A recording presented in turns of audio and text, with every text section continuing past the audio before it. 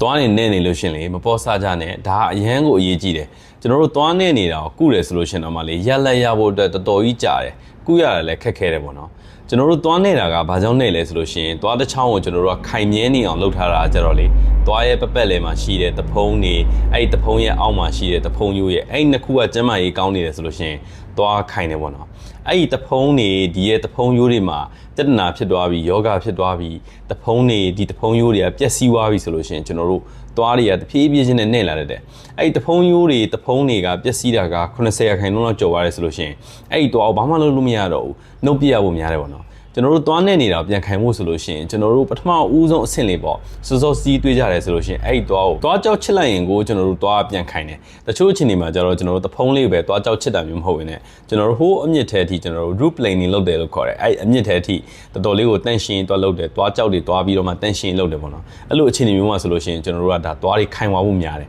နည်းနည်းလေးပို့ပြီးတော့မှဆိုးရတယ်ဆိုလို့ရှိရင်ကျွန်တော်တို့ကဘေးနားမှာရှိတဲ့ခိုင်တဲ့သွားလေးတွေနဲ့အဲ့ဒီသွားလေးပူးပြီးတော့ခြိလိုက်တယ်ပြောပါတော့နော်အဲ့လိုပုံစံမျိုးဆိုလို့ရှိရင်လည်းသွားကပြန်ခိုင်သွားတတ်တယ်တချို့အချိန်တွေမှာဆိုလို့ရှိရင်ကကြတော့လူနာရဲ့သွားကကျွန်တော်တို့တို့စီးတဲ့အချိန်မှာသွားတစ်ချောင်းချောင်းကလေရှည်ကျလာတာတို့ဒါမှမဟုတ်ရှင်မြင့်နေတာတို့အဲ့လိုပုံစံမျိုးဖြစ်တယ်ဆိုလို့ရှိရင်လည်းကျွန်တော်တို့သွားကနဲ့သွားတတ်တယ်ပေါ့နော်အဲ့လိုနဲ့သွားတယ်ဆိုလို့ရှိရင်အဲ့ဒီရဲ့ကျွန်တော်တို့လူနာသွားကြိုက်တဲ့ပုံစံကိုလည်းကျွန်တော်တို့ညှိပေးရတာမျိုးတွေလည်းရှိတယ်နောက်ဆုံးတစ်ခုကကြတော့ကျွန်တော်တို့ခွဲစိတ်တာဒါကကြတော့သွားကိုဓာတ်မှန်ရကြည့်လိုက်တယ်ဆိုလို့ရှိရင်တဖုံရိုးတွေကတော်တော်လေးပျက်စီးနေပြီလူနာကိုယ်တိုင်ကလည်းဒါကိုထိမ့်သိမ်းခြင်းနဲ့ဆန္ဒရှိတယ်ဆရာဝန်ကလည်းဒါလုံနိုင်တဲ့အရေးချင်းရှိတယ်ဆိုလို့ရှိရင်ကျွန်တော်တို့တဖုံတွေကိုလန်ပြီးတော့မှအဲ့အထဲတွေကိုအယိုးအတုတွေထည့်တာစသဖြင့်ပေါ့နော်အဲ့လိုမျိုးခွဲစိတ်မှုမျိုးလုပ်တယ်ဆိုလို့ရှိရင်လည်းကျွန်တော်တို့သွားလေးတွေကပြန်ပြီးတော့မှခိုင်လာတတ်တယ်ဒါပေမဲ့သွားကြောက်ချစ်တာပဲလို့ဒီလိုမျိုးခြီတာပဲလို့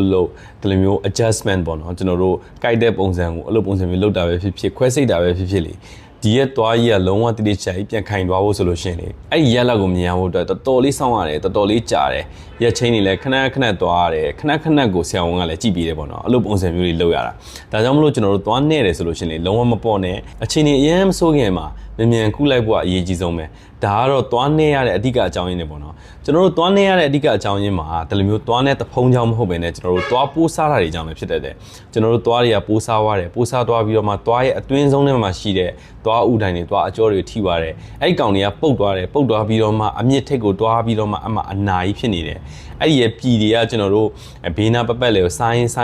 နေဆိုလို့ရှိရင်သွားကအမိတဟဲပြုတ်နေတဲ့တဖုံးရိုးတွေကပျက်စီးသွားတယ်ပေါ့နော်အဲ့ချိန်ကျတော့သွားကသူပေါက်နေရတာအောက်ခံမရှိတော့လို့ဖြစ်တာပေါ့နော်အမာခံမရှိတော့တဲ့အခါမှာဒီသွားကြီးကလည်းလို့စီဖြစ်လာတတ်တယ်အဲ့လိုအခြေအနေမျိုးဆိုရင်ကြတော့ကျွန်တော်တို့ကသွားတွေကိုအကျော်ဖြတ်ပြီးတော့မှကုသမှုခံယူတာဒါမှမဟုတ်လို့ရှိရင်သွားနှုတ်တာတခုလုံးအောင်မှာဖြစ်ပါတယ်ဒါလို့ဆိုရင်တော့သွားနေတာနဲ့ပတ်သက်ပြီးတော့မှဘုဒ္ဓတရရမယ်လို့ထင်ပါတယ်နေ့ရက်တိုင်းမှာပြောနေကြပါစေခင်ဗျာ